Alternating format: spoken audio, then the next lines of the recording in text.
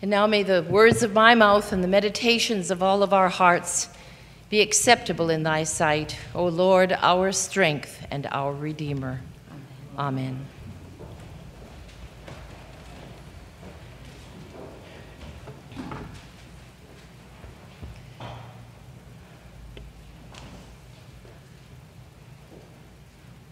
Last week, for those of you who were here, we had a story of Jesus speaking to thousands and thousands of people.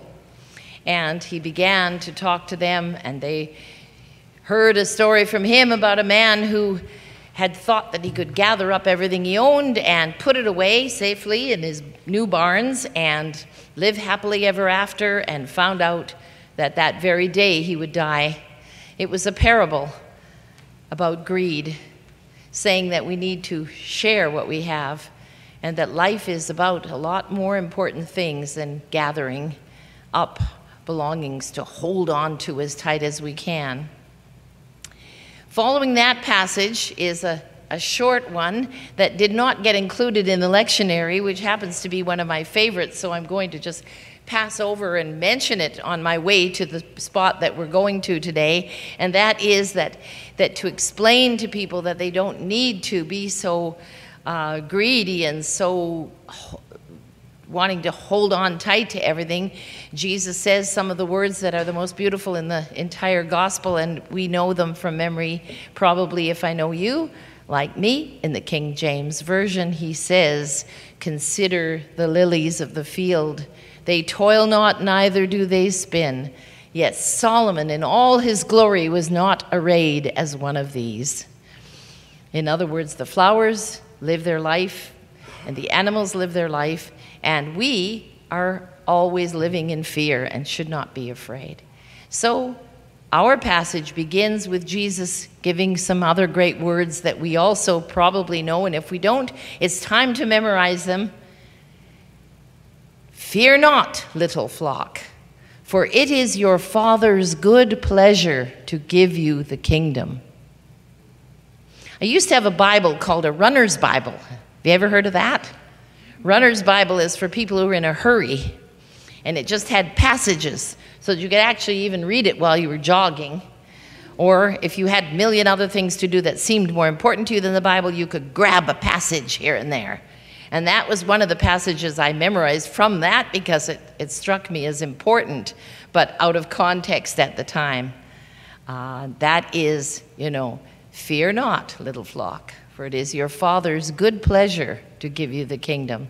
Because if you just hear it out of context, it sounds like you don't need to be afraid because you got everything you need, and that's it. But immediately after that passage, which they did not put in the Runner's Bible, is the next sentence, which is, "Sell your possessions and give everything away to the poor, and take care of the needy, and do all the things that we know we're supposed to do." And that's how you get the kingdom. You get the kingdom by letting go and letting God take care of things, but you're taking your part. It's a little different angle, isn't it? But "Fear not, little flock" is a very, very important line. Now, we may think we're pretty sophisticated, so we don't really think of ourselves as a little flock. But when I was in China, there was a whole big church organization that was actually one of the illegal ones that the government didn't approve of, and it was called Little Flock. And I had a fella there that they hired for, even though he belonged to the Little Flock, they didn't usually hire people from that particular group. And his job was to translate what I was teaching. And everything seemed to be going along fairly smoothly until after I'd been teaching and teaching and teaching Old Testament for about 2 weeks, and suddenly he wasn't there. He was gone, and they'd brought somebody else in. And I said, "What happened?" They said, "Well, he was a member of the Little Flock, And it seems that I was speaking the lesson just like I am when I'm talking to you, telling all these interesting things about the Bible that I guess he didn't approve of, or his church didn't approve of. And so he was, instead of translating, he was saying, "Well, Doreen said this, but that's not true. This is the way it is." 2 weeks. So that was an interesting little 2 weeks of my life. I guess we all have different ideas about the meaning of things. Anyway, Jesus wants us to trust that God is going to give us the kingdom. The problem is that we live in fear. Now, I don't want to start you up on thinking about all the things you're afraid of this morning, because then I might lose you for the rest of the sermon while you ponder on the misery of all the things that you're afraid of, because I know that we're all afraid of a lot of things. Now, when I was a little girl, I had a fairly fear-free childhood, because I happened to have been born in December of 1945, and the war was over. They were still talking about the war. There were still people coming into our lives every day who had been casualties of the war in one way or another. We had soldiers who had been what we used to call shell-shocked. I think they've changed the name of that now, who were damaged, people who had lost limbs, people who had lost loved ones, many, many, many of those. And very often in Winnipeg, where I grew up, we had something called the Little English War Bride. Do you remember those? Those were women that the soldiers had married and brought back to Canada. And I don't know why we always said they were little. I think they came in all sizes. But a lot of them had been in the Blitz, and they had been living in London and had been very emotionally damaged by that. And so they always told me when I was a child to be very good to the Little English War Brides, because they were suffering from something that I didn't understand. But I believed in my naivete that I had been born at a perfect time, because we'd had the war to end all wars, the second one around, and there wasn't going to be any more war in my time, so I figured I was really lucky. I got in at a good spot. Well, maybe I did for me personally, but for the world, I'm afraid it wasn't quite that simple, was it? The world has been riddled with war since that time, and I won't list them all, but we're having wars now, and so many millions and millions of people who have lost their homes. Imagine what it would be like, and maybe some of you do know what it's like, to be born or to live as a child or a young person or of any age right in the middle of a war zone. You didn't cause it, but you're in it. I always wondered how they got enough to eat from one day to the next, and how they managed to find a place to stay when their house was bombed. It's just amazing. So a lot of love from other people goes into helping people who've been through that. So we have other fears as well. We have, when you're young, you have childhood fears, and then when you get to my age, you start having those old age fears. And you know what they're all about, many of you. I'm sure not all of you, but there is the fear of illness, the fear of loneliness, the fear of something going wrong that's going to make you feel so sad that you'll never be happy again. And even though everything's going great, fear is a big part of our lives. And what do we do with it? We push it down, don't we? We push it away.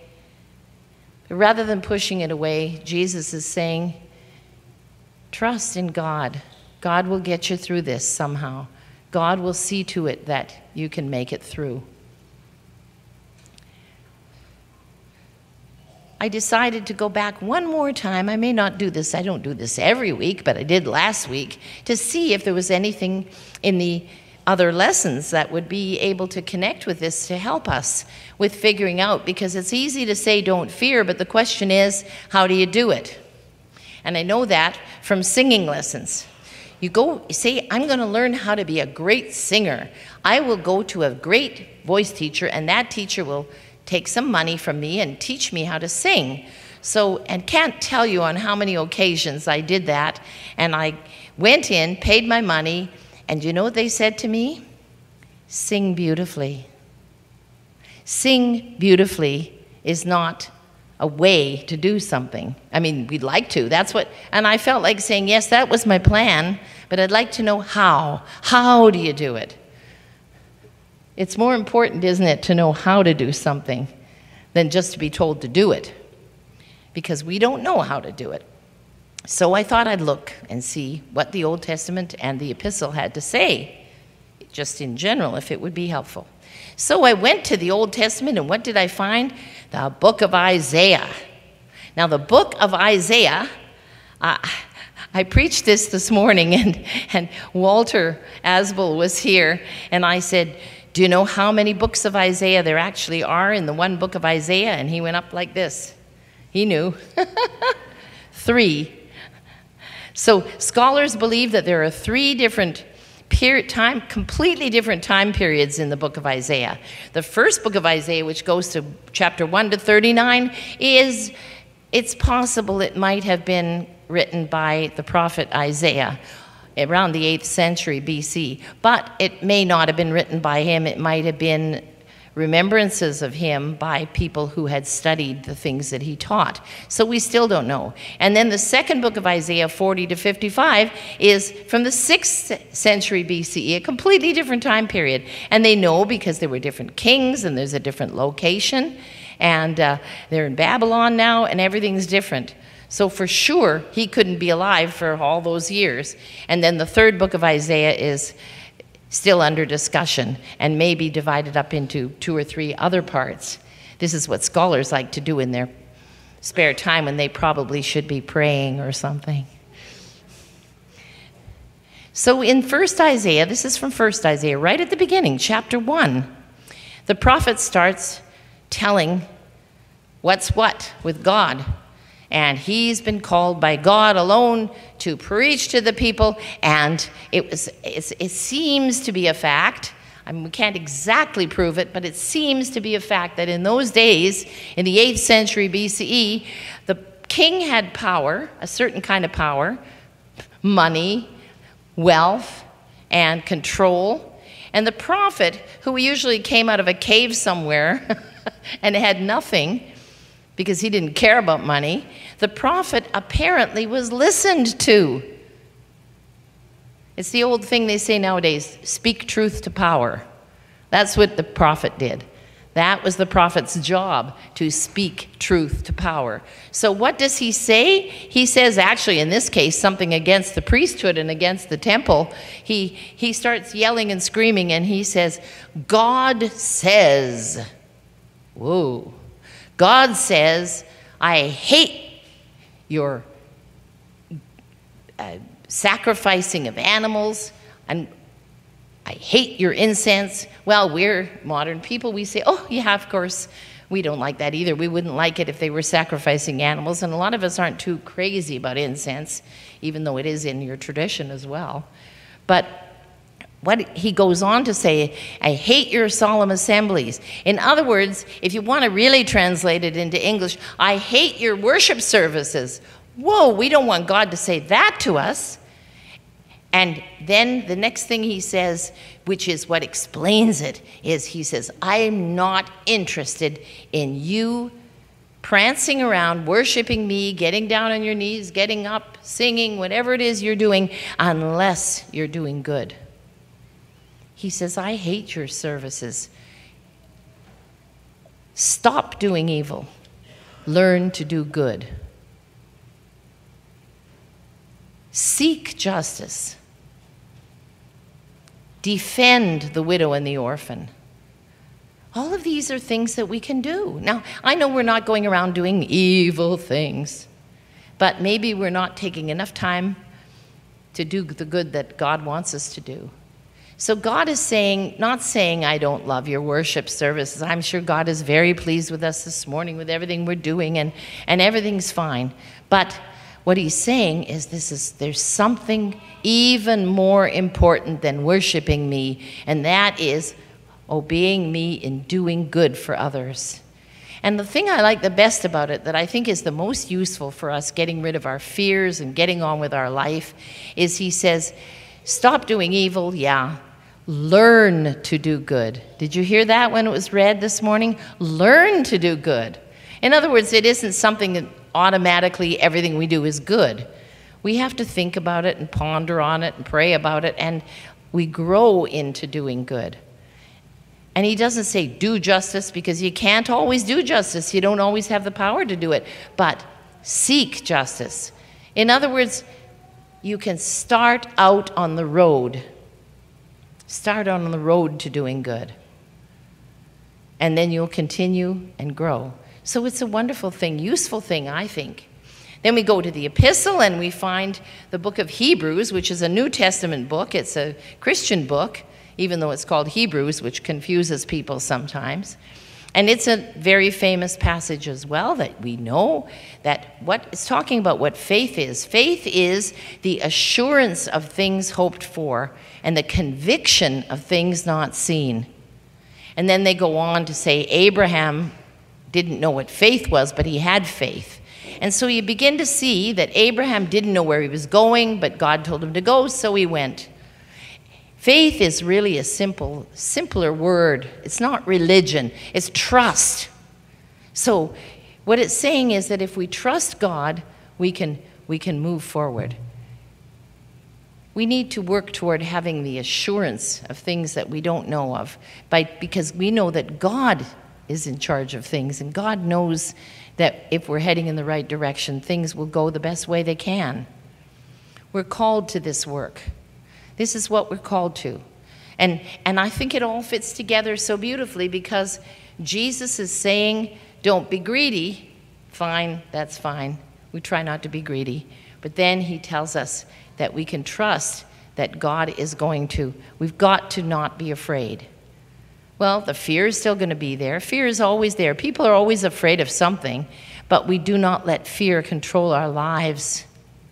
We let love control our lives. We trust that God is going to take care of us and that we'll go forward. Now, I don't know if you remember, a few months ago I was preaching and I talked about a plaque. It was about this size that the children of my church had put together, and they had painted it and stained it, and it said something I thought was rather simple at the time, but I like it better and better, and that is, when in doubt, believe. So now I think that we could have another one to match it that would be useful for our lives, equally useful. And that is, when in fear, trust. Because to have faith and to believe is to trust. And so the fear continues at some level, in some way, but we do not let it control us because God is in charge. And we have a life that can be so beautiful. All we do is try to put the fear away, and in the place of the fear, trust God. God is faithful. God will care for us, and we will go through whatever happens in the future. Peacetime, wartime, difficulties, whatever it is, personal tragedies, somehow God is with us through those. We're not alone. God loves us very much. So, when in fear, trust. Amen.